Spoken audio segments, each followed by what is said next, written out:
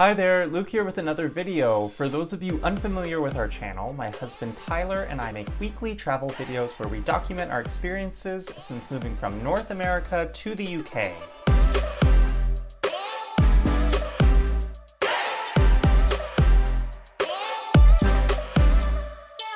If you've been following along on our journey in the summer of 2021, you'll know that the last video we talked about going to Gibraltar, the overseas British territory that is to the south of Spain.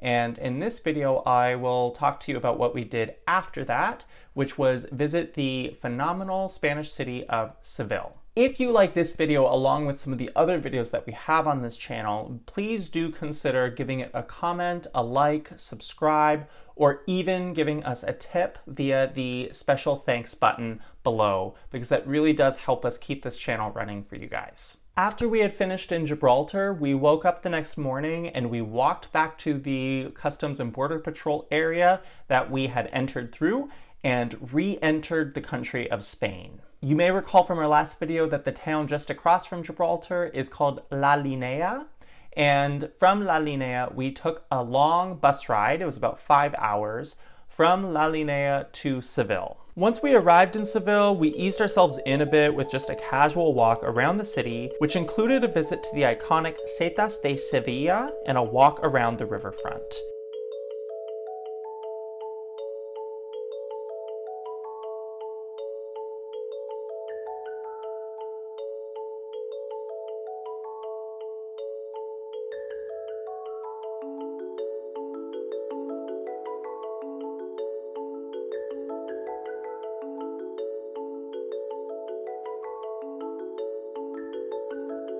The following day was pretty jam-packed with things to do. We started off with a visit to the beautiful Casa de Pilatos, which is a historic palace which served as the residence of the Dukes of Medinaceli, a title of Spanish nobility. We lucked out with this particular attraction because we practically had the whole place to ourselves, and it was a really pretty area to walk around, especially when you feel like you're the only people there.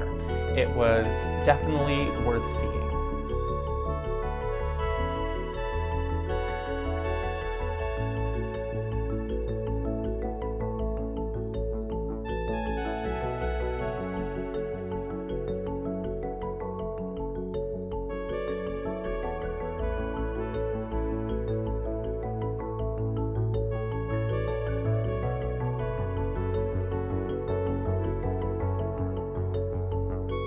After we were finished walking around the Casa de Pilatos, we proceeded to the Plaza de Espana, which was one of our favorite places in all of Seville. It is basically a large semicircular square built for the Ibero-American Exposition of 1929, which was a world fair that was hosted in Seville at the time. It was built in the Spanish Renaissance style and spans about 200 meters in diameter. There are a series of benches and mosaics that are made up of the famous Andalusian tile. There are a total of 52 frescoes which represent all 52 provinces of Spain. The Plaza de Espana, or the Spanish Steps, is one of the most popular attractions in Seville and is definitely worth a visit. You can even rent a boat and sail through the canals, which we didn't do ourselves, but sounds like a really cool idea for when we end up returning to Seville someday.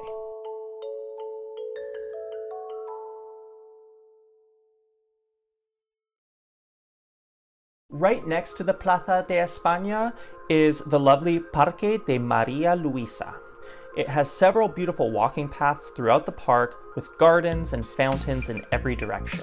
You can easily spend hours walking around the park or just relaxing and enjoying some of the much needed shade. We certainly did. It was extremely hot during our time in Seville, so take shade whenever you can find it, especially if you're visiting in the summer like we were.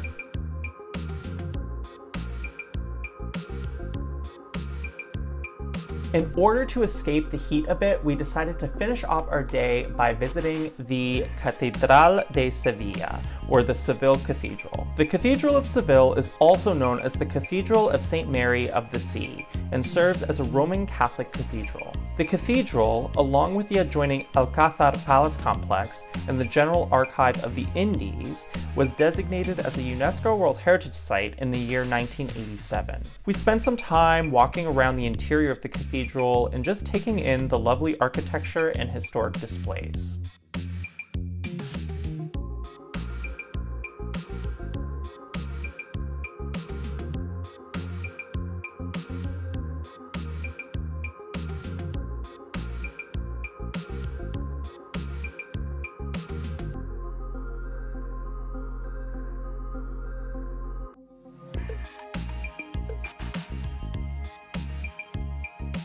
After we were finished walking around the inside of the cathedral, we decided to head to the top of Giralda Tower, which is this beautiful bell tower of Seville Cathedral, and it really offers amazing panoramic views of the surrounding complex and city of Seville. If you ask us, this was a really nice way to finish off our day in Seville.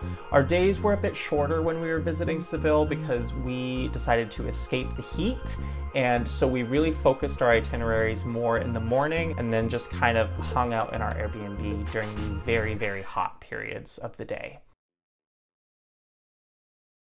On our very last day in Seville, we headed to the Real Alcazar. The Real Alcazar is a royal palace in Seville, and the upper stories of the Alcazar are still occupied by the current Spanish royal family of King Felipe VI.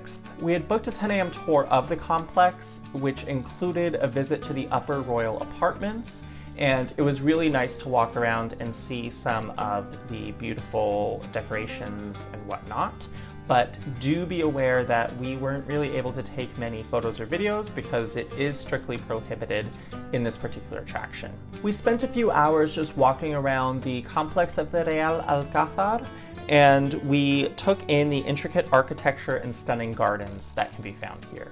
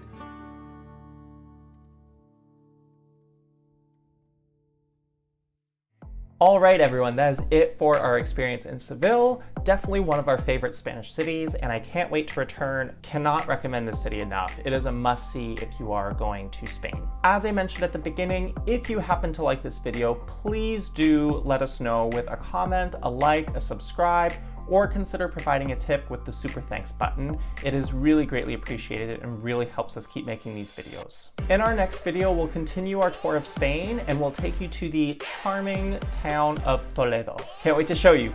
Bye.